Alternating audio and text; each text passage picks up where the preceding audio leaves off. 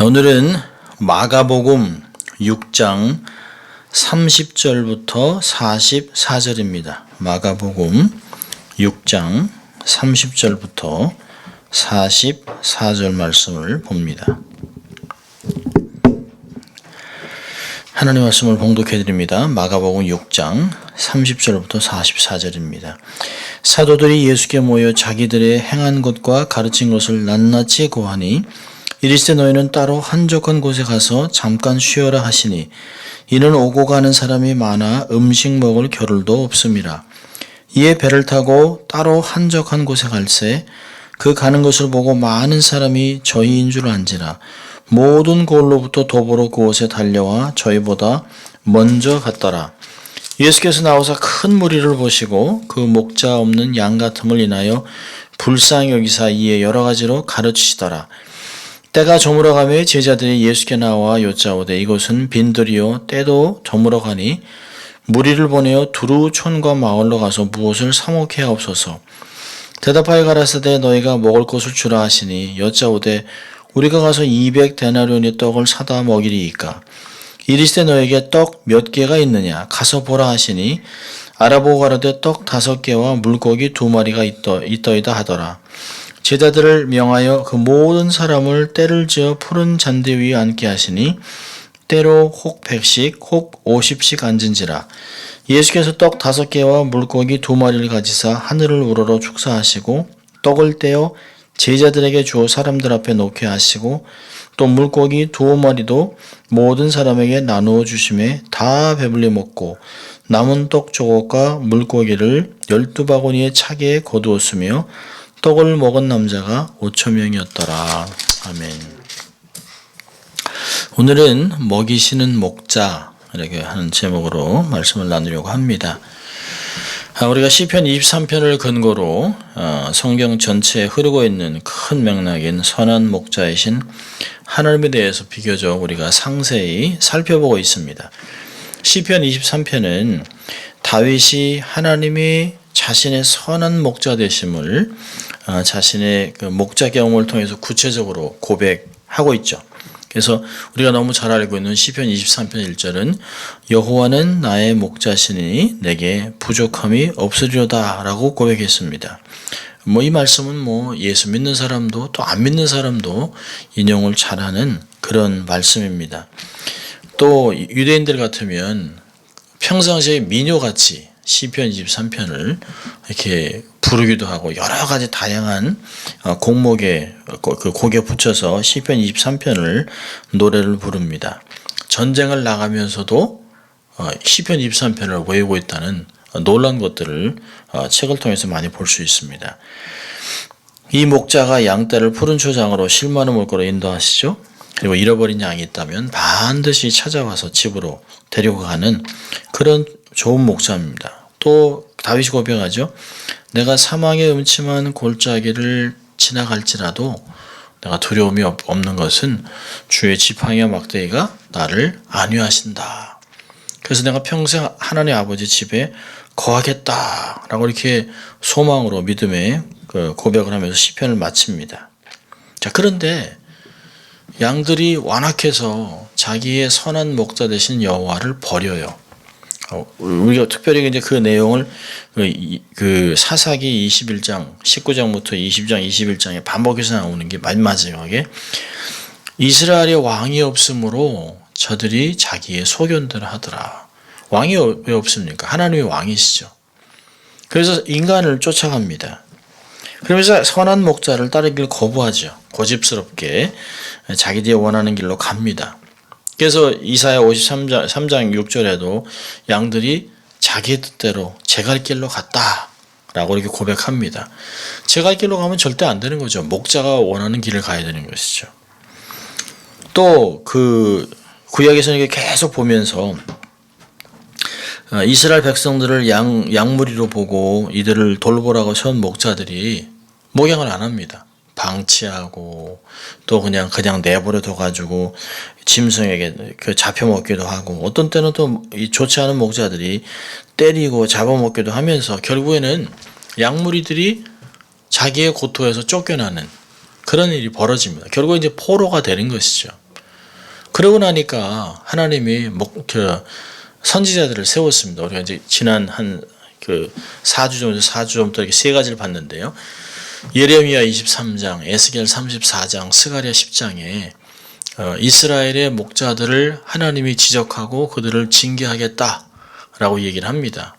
그러면서 이들이 포로될 것을 예언하지만 그럼에도 불구하고 하나님이 이 흩어진 양들을 고토에 다시 데리고 오겠다, 돌려오겠다라고 하는 슈브라는 히브리어 단어들을 계속 사용해서 그들을 다시 돌려가서 회복하고 그들을 사용할 것이라고 얘기를 했습니다. 그리고 오실 메시아, 다윗의 마음을 가진 그 선한 목자, 그 목자가 온다라고 하는 것을 미래로 얘기했습니다. 그리고 복음서에서 구약에 예언된 선한 목자가 바로 예수님이다라고 하는 것을 얘기했습니다. 자, 우리 지난주에 보았던 누가복음 15장은 너무 잘 아는 비유죠. 선한 목자 대신 하나님을 가르쳤습니다. 근데 비유예요, 비유. 자, 근데 오늘 말씀은 마가복음 6장의 그 30절부터 45절까지는 삶의 현장에서 예수님이 직접 선한 목자인 것을 마치 라이브 방송을 하고 있습니다. 다른 것들은 믿음으로 고백한 것, 이렇게 막 이렇게 떠오르면서 주님이 하신 일이 뭔가 이렇게 생각하고 또 구약에 있는 것은 앞으로 될 것은 미래를 얘기했습니다. 누가복음은 비유를 들어서 얘기했어요. 근데 오늘 본문은 비유가 아닌 자기가 직접 선한 목자임을 삶으로 막 나타내는 것을 라이브 방송을 하고 있습니다. 녹화가 아니에요. 미래가 아니에요. 진짜 삶의 현장에서 이렇게 보고 기록한 것들을 이야기하고 있습니다. 마태복음은 구약을 중심으로 하는 그 족보를 얘기하는 옛날 것을 좋아하는 유대인들을 대상으로 썼습니다. 이 누가복음은 아주 자세한 것을 따지는 그 헬라인들을 왜 썼어요. 이 마가복음은 굉장한 스피드, 빨리, 그 다음에 그 힘을 숭상하는 로마인들을 위해 썼습니다. 그래서 마가복음은 곧이라는 단어를 48번이나 사용합니다. 그리고 굉장히 빠른 속도로 그 카메라가 왔다 갔다 합니다. 자, 오늘도 보면 6장이 이제 몇 파트로 나눠집니다. 예수님이 12제자들을 전도하러 내보냈습니다. 보면 예수님께서 제자들을 세상에 보내셨어요. 우리 이제 7절부터 보면 6절부터 이렇게 쭉 보면 12제자 7절에 12제자를 부르사 둘씩 보내서 더러운 귀신을 제어하라는 권세를 주시고 보냈습니다. 그래서 사역하면서 많은 귀신을 쫓아내고 많은 병인의 기름 발라 고쳤다고 하는 놀라운 그 보고서를 합니다. 자, 그런데 갑자기 세례 요한이 죽습니다. 14절부터 28절까지 세례 요한의 죽음을 딱 기록하고 있습니다. 누가 어떻게 죽었나요? 헤롯 왕이 세례 요한을 죽입니다. 근데 이게 사실 어디서 죽였냐면 잔치에서 죽입니다. 잔치에서. 여기 보면 헤롯이 세례 요한을 살해하는 내용이 14절부터 29장까지 나와 있는데요. 헤롯 대왕이 자기의 지역의 주요 지역의 권력 기반을 대표하는 세 가지 부류의 사람들을 초대해서 연회를 열었습니다. 21절을 보면요. 그런 말씀이 있어요. 마침 기회에 좋은 날이 왔으니 곧 헤롯이 자기 생일에 대신들, 궁궐신하들입니다. 천부장들, 군인들입니다. 갈릴리의 귀인들. 그러니까 헤롯이 임명한 지역 수장들이에요. 그러니까 그때 자기와 함께 동역하는, 자기의 말을 잘 듣는, 자기를 보호할 수 있는 그런 힘 있는 사람들을 데려놓고 아주 잔치를 벌이고 있습니다.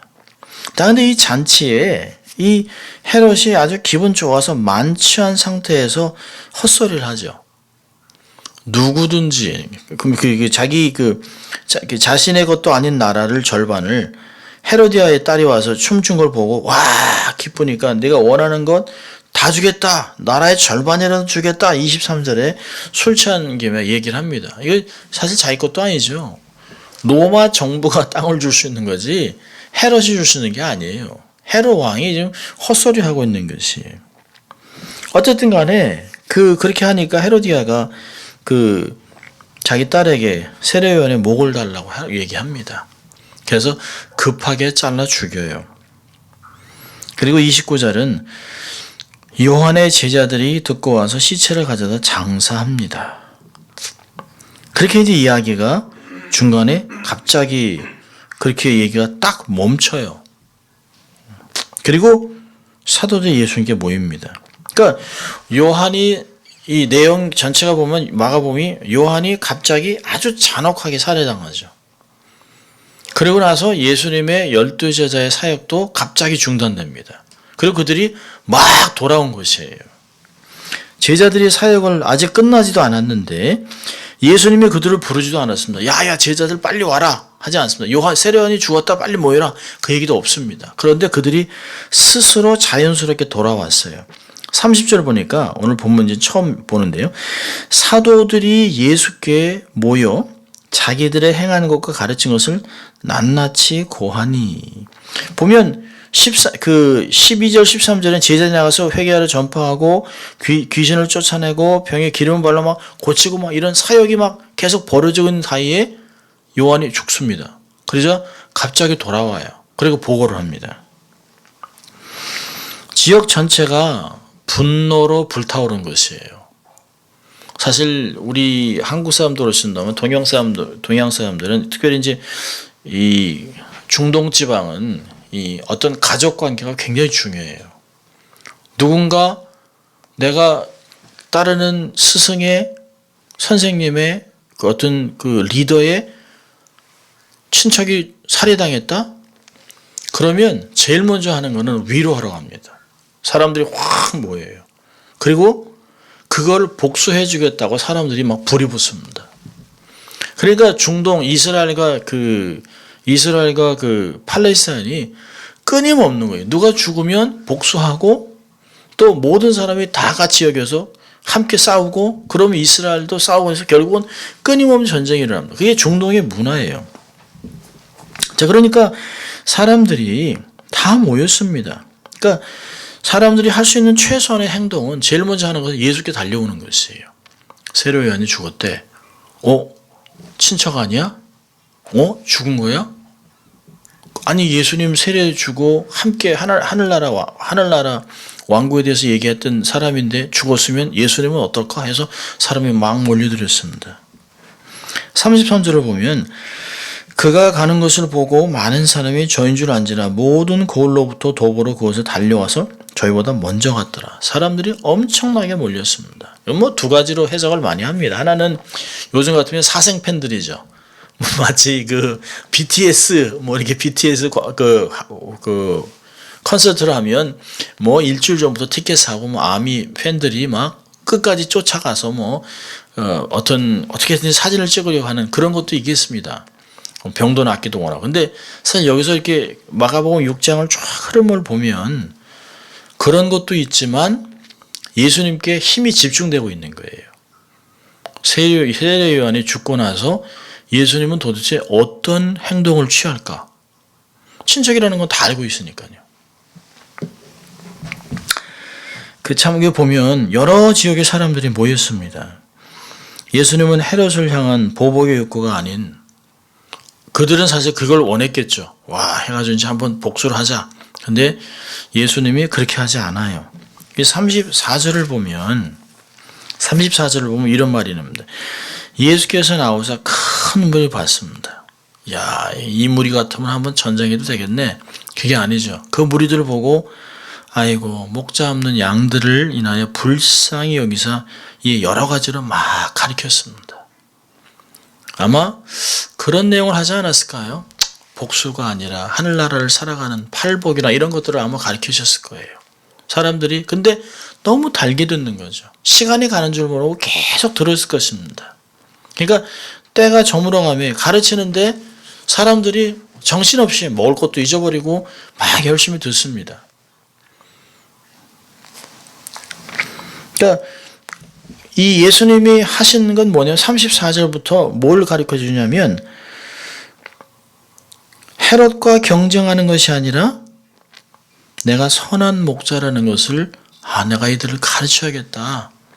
라고 사실 그 내용을 가지고 나옵니다. 그래서 오래전에 자신이 구약에서 예언된 선한 목자인 것을 삶을 통해서 가르칩니다. 사실 이 마가복음 6장에서는 두 가지의 잔치가 비유돼요. 하나는 헤롯 궁전에서 벌어지는 아주 그냥 그 당시에 소위 잘 나가는 사람들이 하고 있는 잔치. 하늘나라하고는 아무 관심도 없는 궁중의 연회입니다. 또 하나는 사람들이 없는 이 광야에서 벌어진 광야의 잔치입니다. 마치 푸른 초장에 이 양떼들이 쫙 모여있는 그런 평범한 사람들의 연회가 날카롭게 대조되고 있습니다. 자, 예수님은 무리들을 보고 양무리같이 여겼습니다. 그리고 계속 가르치셨어요. 아마 저는 이렇게 생각하면서 뭘 가르쳤을까? 이렇게 주석도 읽어보고 저것도 읽어보는데 아마 사람들의 마음을 평정심을 유지하는 것, 모든 것이 하나님의 뜻인 것, 아마 하나님의 나라 이런 것들을 가르치지 않았겠습니까? 그러면서 여러 가지로 가르치는 동안 시간이 지났어요. 그러니까 제자들이 예수님께 먼저 얘기합니다. 제자들의 반응이 참 재밌어요. 아이고, 이게 무리를 보내서 빈들이고 아무것도 없으니까 무리를 보내서 두루 촌과 마을로 가서 무엇을 사 먹게 하는 게 어떻겠습니까? 라고 얘기합니다. 예수님이 의외의 답을 하죠. 너희들이 먹고 줘라. 너희들 거 줘. 너희가 먹을 걸 주라 그랬습니다. 그러니까 대답하죠. 아니, 우리가 어디 가서 200데나리온의 떡을 사서 먹이겠습니까? 돈도 없고, 그리고 아니 이들을 먹일 이유가 하나도 없지 않습니까? 그러니까 이들이 어떻게 하기 전에 더 늦기 전에 빨리 보내서 자기 집에서 밥을 먹든지 근처에 식당 가서 먹든지 뭐라든지 하자고 얘기를 하고 있습니다. 아마 제자들은 아주 필요한 돈의 액수에만 정신이 집중되어 있는 것이에요.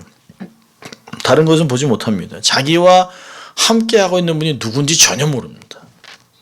우리도 머리로만 알고 있는 예수를 알고 있는지도 몰라요. 성경에서 얘기하는 예수님, 삶에서 경험하지 못한 능력과 기적을 한 번도 경험해보지 못하고 그저 그냥 주님, 그냥 구원한 주님, 여러분 알고 있는지 몰라요. 좋은 선생, 도덕적인 교사, 다른 것을 전혀 모릅니다. 근데 이 문제를 해결하기 위해서 앞서서 예수님이 제자들에게 먼저 질문해요. 너희들에게 뭐가 있냐? 몇 개나 있냐? 너희에게 떡 몇 개가 있느냐? 38절에 가서 봐라 라고 얘기하고 있습니다. 그러니까 떡 5개, 물고기 2마리. 요한복음에는 어린 소년이 가져온 거죠. 소년이 먹을 수 있는 그 당시에 아주 평범한, 한국 같으면 아마 요즘 저희들 잘할 때 김밥에 사이다 한 병, 아니면 김밥에 삶은 계란 하나, 아마 이 정도밖에 안 됐겠죠. 한 줄 정도. 제자들이 그 떡 5개, 물고기 2마리가 있어 가져옵니다. 아이가 가져온 것을 보니까 한 끼 정도예요. 중요한 것은 우리의 판단이 아닙니다. 우리가 볼 때는 하찮아요.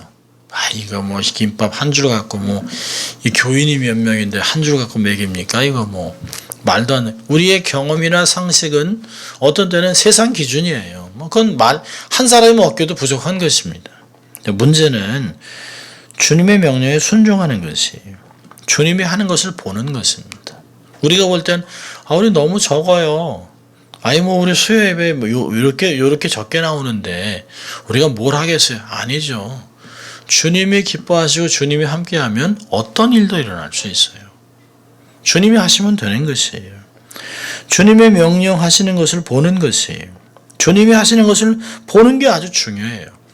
홍해 앞에서도 양쪽엔 산, 뒤에는 애국 군대고 앞에는 홍해가 막혀 있는데 아무것도 못 하잖아요. 근데 모세가 얘기를 합니다. 여기서 얘기를 하죠. 출애굽기 14장 14절에 여호와께서 너희를 위하여 싸우시리니 너희는 가만히 있을지라. 우리가 걱정하고 근심하고 우왕좌왕하고 동요할 필요가 없다는 거예요. 그저 순종하면 된다는 것이죠. 우리가 하는 것은 선교도 하나님이 하시는 것이 사람이 하는 것이 아니에요. 모든 것은 하나님이 하시는 것이에요. 그러니까 우리의 상식이나 계산이나 이런 건 아주 중요하지 않습니다. 주님이 하시는 것을 보고 그저 나는 무익한 종이라 주님 뜻대로 하십시오. 그리고 주님의 증인이 되는 것. 그게 중요한 것이에요. 그럼 시편 77편 한번 보세요. 시편 77편하고 78편을 보면 아주 재밌습니다. 시편 77편은 주님께서 이들을 출애굽으로 쭉 풀어나오는 것들을 얘기를 하세요. 하나님께서 큰 기사를 통해서 출애굽을 하고 구속하시고 하나님의 물들을 가르시고 쭉 얘기를 합니다. 특별히 77장 19절을 보면 주의 길이 바다에 있었고 주의 첩경이 큰 물에 있었으나 주의 종족을 알 수 없었나이다. 그리고 20절이 아주 중요합니다. 20절 한번 같이 읽어볼까요? 주의 백성을 물이 양같이 모세와 아론의 손으로 인도하셨나이다. 예, 시편 77편은 하나님이 모세와 아론을 목자로 세워서 이스라엘 양무리를 인도하셨다라고 하는 말이에요. 그리고 78편은 연결됩니다. 78편은 이스라엘 백성들이 주의 그 모경을 받으면서도 이들의 삶이 어떠했는지를 얘기하는데요. 많은 것들을 얘기하면서 특별히 18절 한번 보세요. 그 17절 보면 저희는 계속해서 하나님께 범죄하여 황야에서 지존자를 배반하였도다. 저희가 저희 탐욕대로 식물을 구하여 그 심중에 하나님을 시험하였으며 그뿐 아니라 하나님을 대적하여 말하기를 하나님이 광야에서 능히 식탁을 준비하시리야. 저가 반석을 쳐서 물을 내심에 시내가 넘쳤거늘 또 능히 떡을 주시며 백성을 위하여 고기를 예비하시랴 하였도다.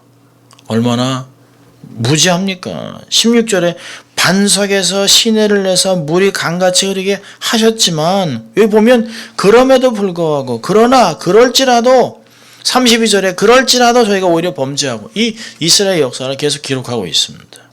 그러면서 이들이 광야에서 이 많은 이스라엘 백성을 누가 어떻게 먹이겠느냐, 만나로 먹이신 하나님을 모르는 거예요.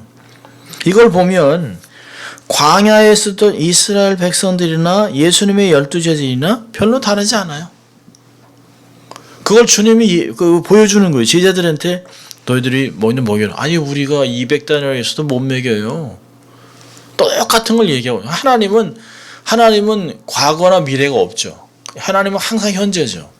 모든 걸 다 보고 계시는 거예요. 다 하시는 것이. 그들이 별 다르지 않은 걸 보면서 그 당시에 그 출애굽을 하고 광야를 지나면서 목자가 돼서 양매를 인도하면서 그들의 불신앙까지 다 보시면서 그거를 전체적으로 회복하고 있는 내용이 오늘 본문에 나오고 있는 말씀입니다.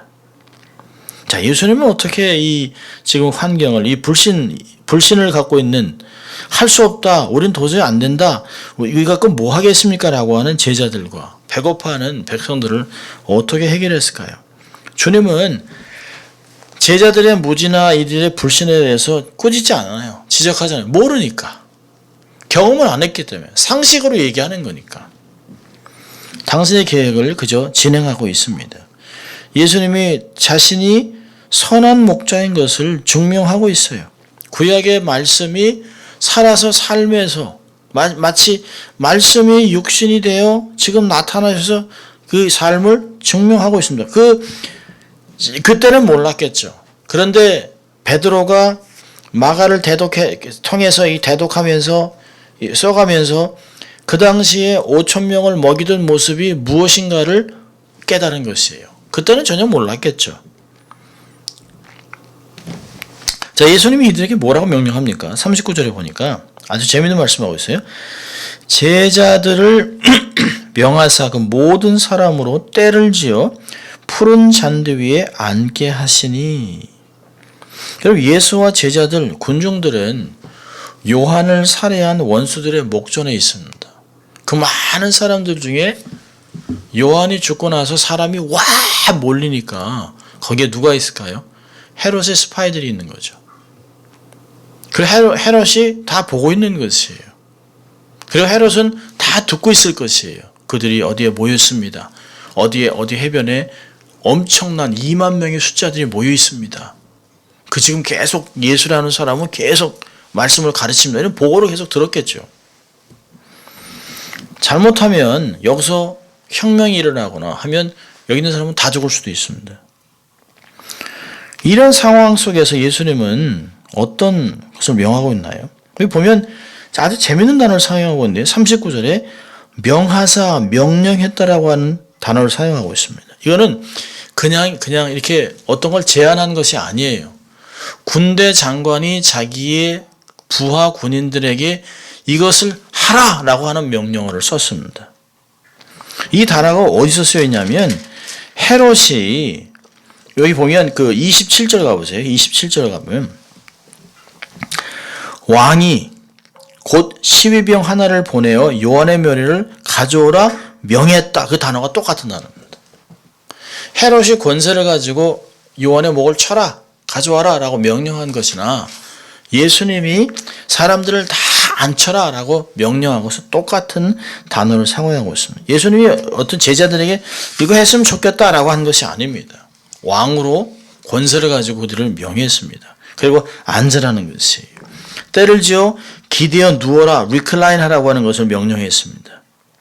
헤롯은 부유하고 힘 있는 아주 권력 있는 양들을 먹였지만 예수님은 평범한 양떼를 먹이는 것이에요. 헤롯의 연회는 죽음의 연회지만 예수 연회는 생명의 연회인 것을 여기서 가르치고 있습니다. 제자들을 명하게 앉게 했어요. 그리고 나서 나눠주고서 충분히 먹었습니다. 40절 보니까 다 배불리 먹고 43절에 12바구니에 가득 차게 넘쳤습니다. 그리고 44절에 떡을 먹은 남자, 여자와 애들은 카운트 안 했습니다. 남자만 5,000명이면 엄청난 숫자입니다. 예수는 제자들이 가져온 부족한 음식을 취해서 하늘에 축사하고 기도하고 그래서 떼어서 물고기와 함께 빵을 나눠줬습니다. 분배했습니다. 표를 채우기에는 너무 부족하죠. 김밥 한 줄. 지금 사실 우리가 물고기라고 하지만 베드로 물고기 요만합니다. 손바닥만한 것이에요. 우리 안장로님 가서 보셨잖아요. 요만한 베드로 갈릴리에서. 근데 이 예수님의 축복으로 이 모든 사람이 다 배불리 먹고도 상상할 수 없을 정도의 음식이 남았습니다. 이게 바로 시편 23편 1절 이제 고백하는 내게 부족함이 없으리로다라고 하는 말과 똑같은 것이에요. 또 23장 시편 23편 5절에 내 잔이 넘치나이다. 원수의 업전에서 상을 베푸시니 기름 부으니 내 잔이 넘치라고 하는 말과 똑같습니다. 이런 고백이 예수님이 무리에게 수천 명을 먹이는 실제 사건으로 말씀이 삶에서 그대로 증거가 되어버렸습니다. 오병이어의 기적이 어떻게 이루어졌는지 구체적으로 기록하지 않아요. 어떤 분은 설교하실 때 예수님이 빵을 나눠주니까 잘라서 줬는데 또 생기고 물고기를 나눠주니까 또 생기고 성경은 그렇게 얘기하지 않습니다. 성경은 아무 얘기하지 않습니다. 그냥 우리에게 그냥 맡겨두신 것이. 그 얘기는 뭘까요? 어떻게 나눠지는지 중요한 게 아니에요. 중요한 건 모두가 다 충분히 먹고 남았다는 것입니다. 군중들이 다 배불리 먹었습니다. 시편 78편에 우리가 보면 그들이 원망했던 사건이 나옵니다. 그런데 시편 78편 29절에 보면 저희가 먹고 배불렀나니 하나님이 저희 소욕대로 주셨다라고 얘기를 하고 있습니다. 시편 77, 78편에 있는 내용들을 그대로 다 예수님이 삶에서 다 실천하고 있어요. 증명하고 있습니다. 제자들이 어떻게 빵과 물고기를 나눠 주었는지는 방법에 대해서는 기록하지 않지만 아마 그들도 분배하는데 그 파트는 감당했을 거예요. 근데 제자들이 이 놀라운 기적에 동참하면서 삶으로 직접 말씀이 살아서 역사하는 걸 눈으로 본 거죠. 구약에 아주 능통했던, 구약에 아주 익숙했던 시편 23편의 말씀을 너무 잘 알고 있던 유대인들이 기억하는 거죠, 자꾸. 예수님은 선한 목자가 돼서 양떼를 모인 것이다. 충분하게 먹고 남았다라고 하는 것이 중요한 것입니다. 자, 우리 오늘 읽지 않았습니다만은 45절을 보면 45절, 46절에 아주 중요한 게 있습니다. 사실 빵을 먹이고 물 위로 걸었다. 그러니까 사실 광야에서 떡을 먹이고 그 홍해를 가른 것보다 더 위대한 주님을 얘기하지만 그 45절부터 마지막까지 그냥 두 절만 보려고 하는데요. 그 45절 보면 예수께서 즉시 제자들을 재촉했습니다. 자기가 무리를 보내는 동안에 배 타고 앞서 건너편 밧세다로 가게 하시고 무리를 작별하신 후에 기도하러 산으로 가시다. 군중을 흩어놨습니다. 여러분 예수를 그 전에 보면 떡을 먹은 남자가 5,000명이에요. 그러니까 예수를 중심으로 남자만 5,000명의 군중이 모였습니다.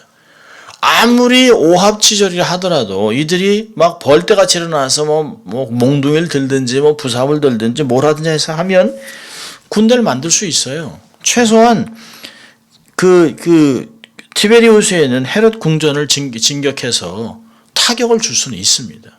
그것을 해서 전 유대 이스라엘에 리볼트를 일으킬 수 있어요. 어떤 그 구테타나 아니 혁명, 독립운동을 일으킬 수 있습니다. 근데 여기서 이들이 갖고 있었던 마음은 어떤 것일까요? 새로운 여호수아라고 느끼는 것이에요. 그래서 이들이 예수님을 왕으로 모시고 싶었던 거죠. 새 여호수아가 누굴까요? 여호수아가 약속의 땅에 들어가고 원수를 징벌하고 땅을 분배했던 사람이잖아요. 그러니까 이스라엘 백성들은 아무것도 없는 데서 빵을 먹이고 음식을 먹이니까 모든 게 다 충장되는 거예요. 억지로 왕을 삼으려고 하는 것을 알고 예수님이 물러가서 기도하셨다라고 다른 복음에서는 얘기합니다. 여기서도 마찬가지예요. 그들의 그냥 두면 막 군중 심리로 막 일어날 것을 알아서 막 사기가 충천한 군대가 될 수 있지만 그게 중요한 게 아니에요. 전쟁이 중요한 것이 아니라 뭐든지 가능해 보였지만 제자들을 떼내버렸습니다. 이런 군중으로부터 제자들을 떼내버렸어요. 그게 중요한 게 아니라는 것이에요. 해산시켰습니다. 집으로 다 가게 했습니다. 이게 헤롯은 이런 내용들을 스파이를 통해서 다 들었을 것입니다. 아마 예수님이 이런 메시지를 했다고 생각해요. 어떤 그 신학자가 이렇게 기록했습니다. 마치 예수님이 헤롯에게 이런 무언의 메시지를 보낸 것 같대요. 헤롯, 이제 당신은 염려하지 말고 평안히 잠들어도 좋다. 나와 내 추종자들은 당신을 기습 습격하지 않을 것이다. 당신의 목숨을 위해 군사의 숫자를 늘리지 않아도 된다.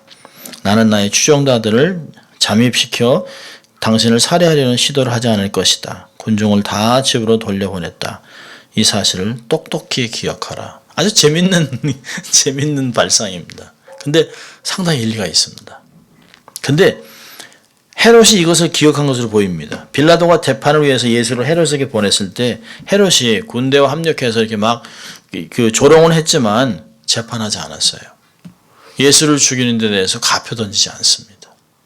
헤롯은 알았습니다. 예수님이 어떤 존재인지 확실히 알았습니다. 예수님은 선한 목자가 자기의 양을 어떻게 돌보는지를 5,000명과 함께 그 지역에서 다 증거했습니다. 예수님은 폭력적인 것을 거절했습니다. 모든 갈릴리 사람이 악한 목자 헤롯의 잔치와 선한 목자 예수의 잔치를 비교했을 것이에요. 야, 이곳에 엄청난 일이 벌어졌었어. 없는 곳에서 5,000명, 애들까지, 여인들까지 다 합치면 2만 명이나 되는 사람이 그분이 주신 것을 먹고 배가 부르도록 넘치게 남았어. 대단한 잔치야. 라고 하는 이야기를 아마 사람들이 얘기했을 것이에요. 이 예수님이 벌인 잔치는 친척인 세례 요한의 살해에 대한 자신의 반응이었습니다.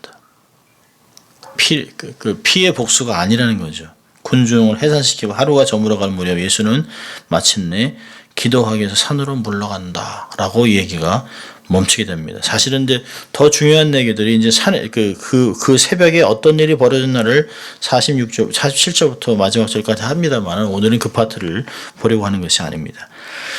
그래서 예수님은 시편 23편의 말씀을 삶에서 현실화시켰어요. 그리고 자기가 누군지 실제적으로 내가 구약에서 얘기한 선한 목자 다윗의 마음으로 오는 그 선한 목자가 그리고 이 목자는 어떤 것을 할 수 있는지 부족함이 없게 채워줄 수 있는 그런 분이라는 것을 오늘 본문을 통해서 잘 가르쳐 주셨습니다.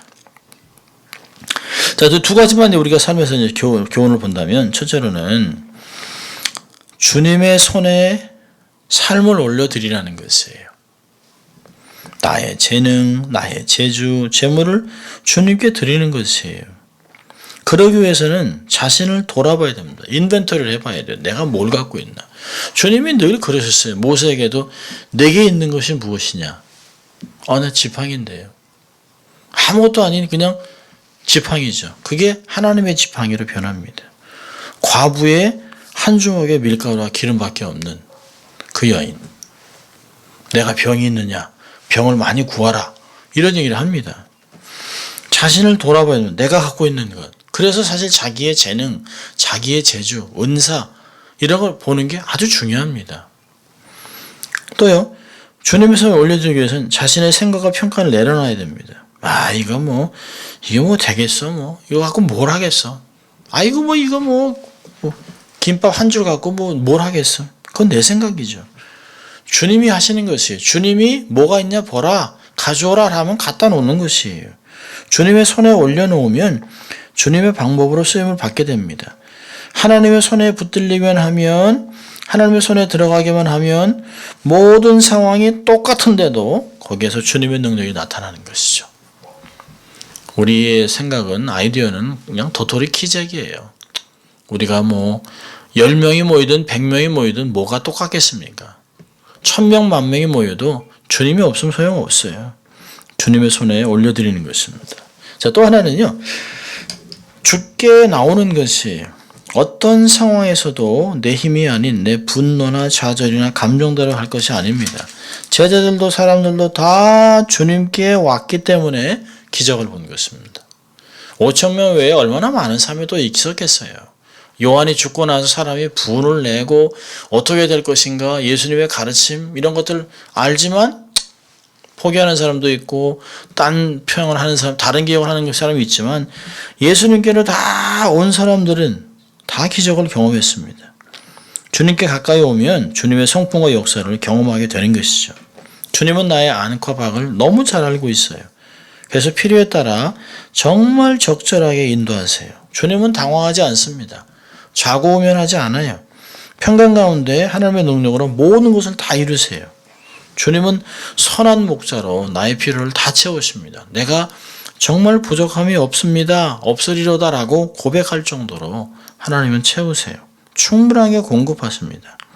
예수님이 내 삶의 선한 목자가 되기 때문에 내가 부족함이 없는 것이에요. 우리는 정말 부족하지요.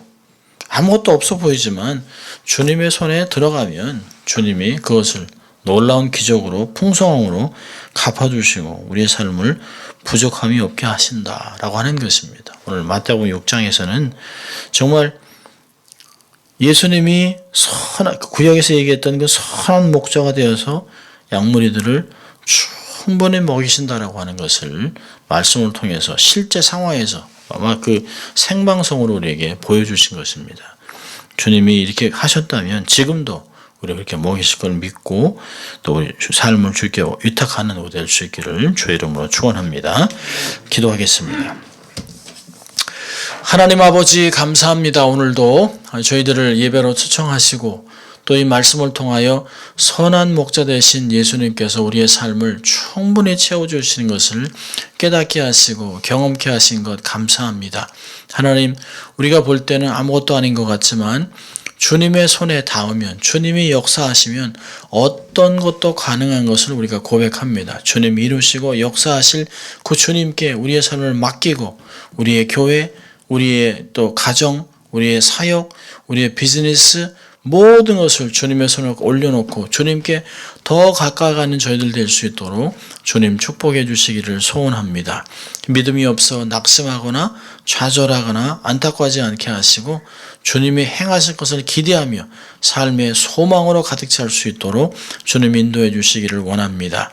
하나님, 우리에게 허락하신 가족들, 어린 자녀들, 또 하나님, 또 아내, 남편, 또 부모들 모든 식구들을 주님이 기억하시고 믿음으로 충만하게 하시고 주님을 가까이 하는 온 가족 되게 하시고 특별히 우리 어린 자녀들 성장하며 세상에 썩어져 가는 문화가 얼마나 많은지 모릅니다.